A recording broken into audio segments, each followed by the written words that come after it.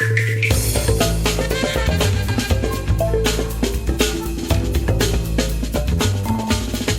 is a very different kind of Peugeot 5008, but one we think style-conscious family buyers may rather like. There's space for 7 and room to express yourself in a Gallic package that's distinctively different.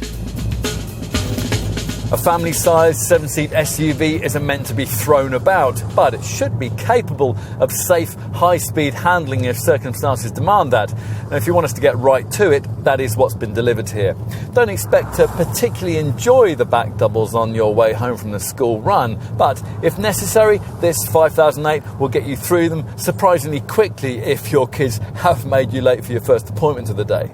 At the wheel, the unusual driving position of the iCockpit design does take a bit of getting used to, but it also encourages wrist flick direction changes, and that's aided by this Peugeot's relatively lightweight by class standards.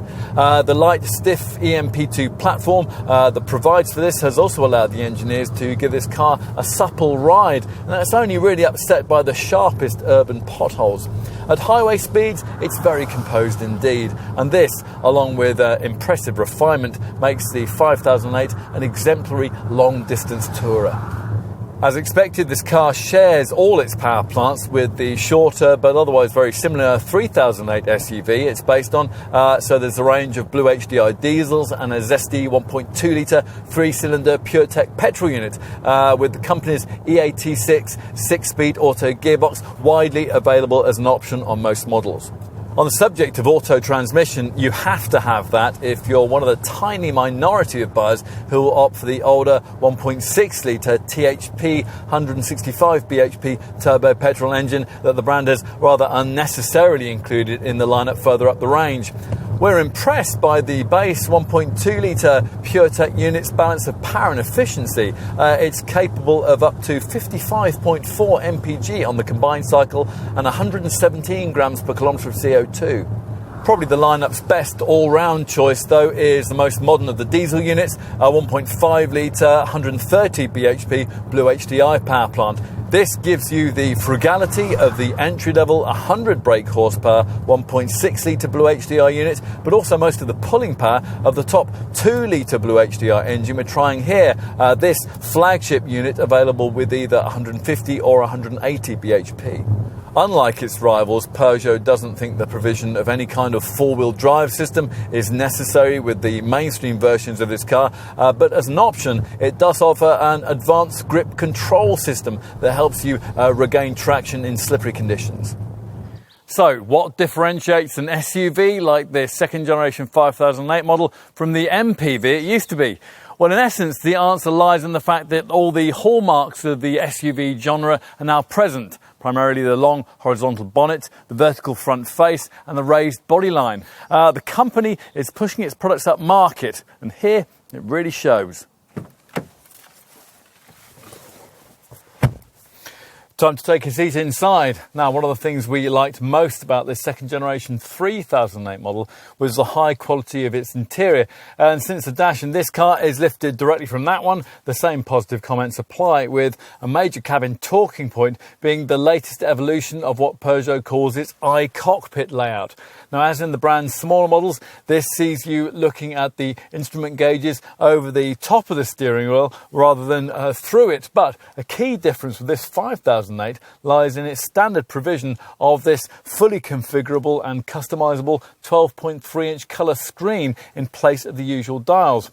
Just about everything else you'll need to know can be found on what looks like a tablet PC attached to the fascia. This is a multifunction 8-inch colour touchscreen that deals with the stereo, phone and navigational functions, plus the ventilation too. It can also display your chosen settings for the iCockpit amplifier system that is standard on plusher models like this one. Now, via two settings, relax and boost, this setup offers a one-touch change to the things that you see, sense, smell and feel in your travelling environment. Time to take a seat in the middle row. Once inside, you will also appreciate the 165mm that's been added to the wheelbase of the 3008 derived EMP2 platform, something that's freed up very decent cabin length for knees and legs in this part of the car. And that's even before you start using the backwards and forwards sliding mechanism that's incorporated into the 3 individual chairs provided. So, what's it going to be like in the third row? It's here that the 5008 benefits from Peugeot's decision not to engineer the EMP2 platform to accept four-wheel drive. Now, that's not the case with most crossover rivals in this segment, and as a result, cars like rival Skoda Kodiaq and Nissan X-Trail models sit third-row occupants much higher and less comfortably. 6-foot folk who would be really cramped in those two competitors would be reasonably comfortable here, provided the journey wasn't too long and the middle-row occupants didn't have their seats slid too far back. So finally, let's take a look in the boot. Once the hatch is raised, a huge aperture is revealed, and that's complete with a usefully low loading sill. So even when all 3 seating rows are upright like this, there's still space behind the rearmost seat backs for rather more than a couple of plastic shopping bags, 166 litres to be exact.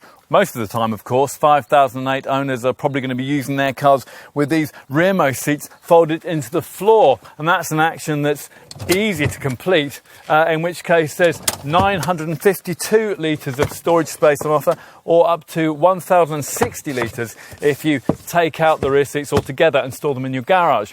If you do need additional room and you want to push down the second row seat backs, then you'll release a vast 2,042 litre capacity, or 2,150 litres if you've removed those third row seats. So, how to sum it all up? Well, this is, like its 3008 stablemate, a very sophisticated kind of mid-sized SUV. It feels special in a way that no other car in this segment does, in a way that's uniquely Peugeot. And that's important, as this car undoubtedly will be for its brand.